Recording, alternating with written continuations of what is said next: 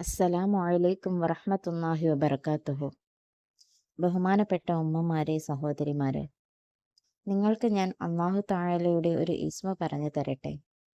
ആരുടെയും മുന്നിൽ പോയി കൈനീട്ടേണ്ട അവസ്ഥ ജീവിതത്തിൽ നമുക്കുണ്ടാവാതിരിക്കാൻ.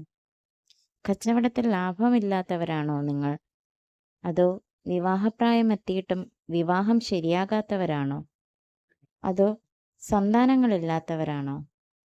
ജീവിതത്തിൽ പ്രതിസന്ധികൾ മാത്രം നേരിടേണ്ടി വരുന്നവരാണോ? നിങ്ങൾക്ക് ജീവിതത്തിൽ എല്ലാ നന്മകളും ഉണ്ടാകാൻ അള്ളാഹുവിൻ്റെ ഈ ഒരു ഇസ്മ പതിവാക്കിക്കോളൂ. നമുക്കേവർക്കും അറിയാം, അള്ളാഹു തആലയ്ക്ക് 99 അതിമഹത്തരമായ നാമങ്ങളുണ്ടെന്ന്. അസ്മാ ഉൽ ഹുസ്ന എന്നറിയപ്പെടുന്ന ഈ നാമങ്ങൾ പറഞ്ഞുകൊണ്ട് റബ്ബിൻ്റെ അടുക്കൽ നിന്ന് വളരെ വേഗത്തിൽ നമുക്ക് പ്രതിഫലം നേടിയെടുക്കാൻ സാധിക്കുന്നതാണ്.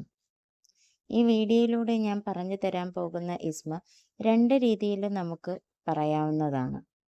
നമ്മളെല്ലാവരും അല്ലാഹു തആലയോട് ദുആ ചെയ്യുന്നവരാണ്. നമ്മുടെ ഓരോരോ ആവശ്യങ്ങളും ആഗ്രഹങ്ങളും നമ്മൾ അല്ലാഹുവിനോട് പറയാറുണ്ട്. നമുക്കത് സാധിച്ചു കിട്ടാറുമുണ്ട്. എന്നാൽ നമുക്കങ്ങനെ സാധിച്ചു കിട്ടുന്നതിലും ഇരട്ടി വേഗത്തിൽ അല്ലാഹുവിൻ്റെ നാമങ്ങൾ പറഞ്ഞുകൊണ്ട് ചോദിച്ചാൽ അല്ലാഹു തആല നമുക്ക് സാധിച്ചു തരുന്നതാണ്. ഞാൻ ഈ പറയാൻ പോകുന്ന ഇസ്മ നമ്മൾ ദുആ ചെയ്യുന്നതിന് മുൻപ് 17 പ്രാവശ്യം പറഞ്ഞുകൊണ്ട് നമ്മുടെ ആവശ്യങ്ങളെ അള്ളാഹുവിന് മുന്നിൽ അറിയിച്ചു കഴിഞ്ഞാൽ അല്ലാഹു തആല എത്രയും വേഗം അത് നമുക്ക് നിറവേറ്റി തരുന്നതാണ്. അത് അല്ല എന്നുണ്ടെങ്കിൽ നമ്മൾ എന്താവശ്യത്തിനാണോ ഇറങ്ങിപ്പുറപ്പെടുന്നത്, കച്ചവടത്തിൻ്റെ കാര്യത്തിന് പോകുമ്പോഴോ അല്ലെങ്കിൽ ജോലിക്ക് പോകുന്നതിന് മുമ്പോ, മക്കളുടെ പഠന ആവശ്യങ്ങൾക്ക് ഇറങ്ങിപ്പുറപ്പെടുന്നതിന് മുമ്പോ, അല്ലെങ്കിൽ അവരുടെ വിവാഹ ആവശ്യങ്ങൾക്ക് വേണ്ടി ഇറങ്ങിപ്പുറപ്പെടുന്നതിന് മുമ്പോ, അങ്ങനെ എന്താണോ നമ്മുടെ ആവശ്യം, ആ ആവശ്യത്തിൻ്റെ കാര്യത്തിനായിട്ട് ഇറങ്ങിപ്പുറപ്പെടും മുമ്പ് നമ്മുടെ വലതു കൈയിൻ്റെ ഉൾഭാഗം നെഞ്ചിൽ വെച്ചുകൊണ്ട് 5 തവണ, എത്രയാ? 5 തവണ ഈ ഇസ്മിനെ നമ്മൾ ചൊല്ലണം. ഏതാണ് ആ ഇസ്മ? യാ ഗനിയ്യു യാ മുഗ്നി യാ അല്ലാഹ്. യാ ഗനിയ്യു യാ മുഗ്നി യാ അല്ലാഹ്. ഒന്നുകൂടി പറയാം. യാ ഗനിയ്യു യാ മുഗ്നി യാ അല്ലാഹ്. സമ്പത്തുടയവനായ റബ്ബേ എന്നാണ് ഇതിൻ്റെ അർത്ഥം. ഈ ഇസ്മ ചൊല്ലിക്കൊണ്ട് നമ്മൾ എന്ത് കാര്യത്തിന് ഇറങ്ങി പുറപ്പെട്ടാലും ആരുടെയും മുന്നിൽ കൈനീട്ടാതെ ജീവിക്കാൻ അല്ലാഹു തആല നമുക്ക് വഴിയൊരുക്കുന്നതാണ്. നമ്മുടെ ആവശ്യങ്ങൾ നിറവേറാതെ വരുമ്പോൾ സമ്പത്തിനായി നമ്മൾ മറ്റു പലരുടെയും മുന്നിൽ കൈനീട്ടാറുണ്ട്. എന്നാൽ ഈ സമ്പത്തിൻ്റെ എല്ലാം ഉടമസ്ഥനായ അള്ളാഹുവിന് അതിൻ്റെ ആവശ്യമുണ്ടോ?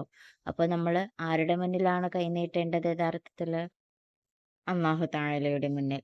നീട്ടേണ്ട രീതിയിൽ നീട്ടിയാൽ റബ്ബ് കൈ നിറയ്ക്കുക തന്നെ ചെയ്യും.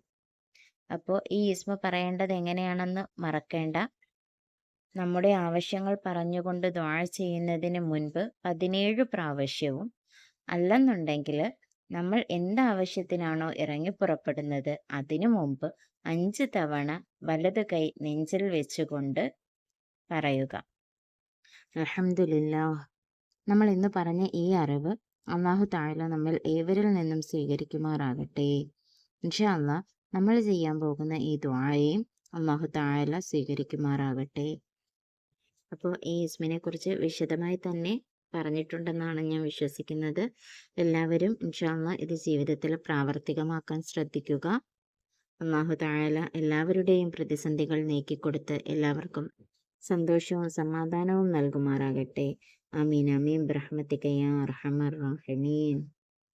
ഇൻഷാ അല്ലാഹ് മറ്റൊരു അറിവുമായി കാണും വരെ അസ്സലാമു അലൈക്കും വറഹ്മത്തുള്ളാഹി വബറകാതുഹു.